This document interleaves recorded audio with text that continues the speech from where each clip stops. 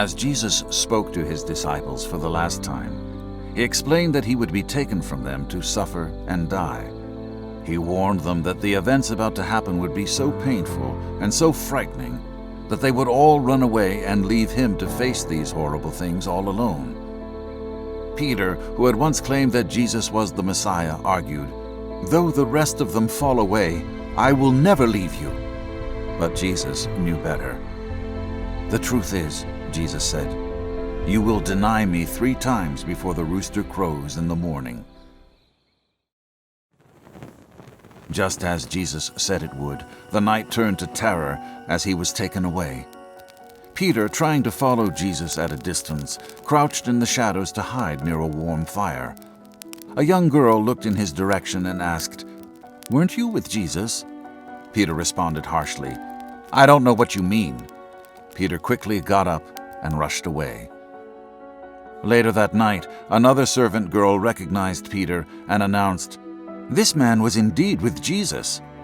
Peter denied it and said, "I don't know the man."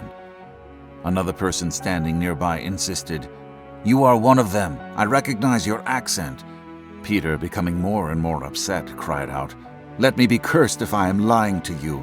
I do not know who you're talking about."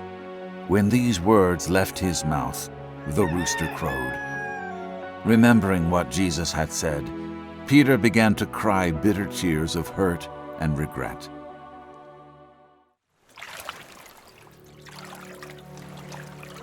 After the death of Jesus, the disciples were lost and confused about what to do.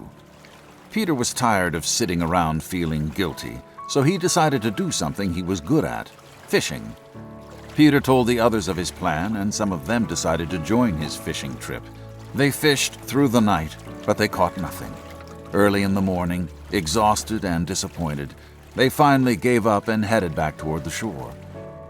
They rowed toward land, and as the morning light was just appearing, the disciples could barely make out what looked like a man standing on the shore.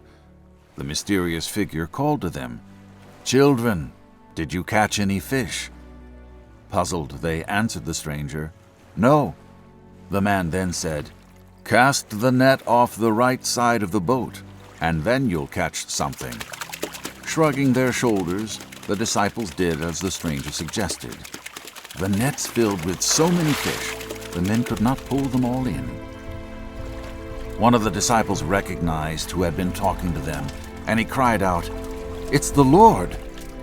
Peter was so excited, he jumped out of the boat, diving into the water to reach him. Once all the disciples made it to the shore, Jesus invited them to join him by the fire for a breakfast of fish. They talked and laughed together like they had done so many times before, except now the fellowship was much sweeter. Their hero and master had defeated death, and he was back to share the victory. When they had all finished eating, Jesus turned to Peter and asked him, "Do you love me?" Peter replied, "Yes, Lord, you know that I love you." Jesus asked again, "Do you love me?" Peter replied the same, "Yes, Lord, you know that I love you." When Jesus asked Peter a 3rd time if he loved him, a feeling of sadness washed over Peter. He had failed in his love before when he denied Jesus. What could he say now that would prove any different? But he did love Jesus, so he responded, "Lord, you know everything.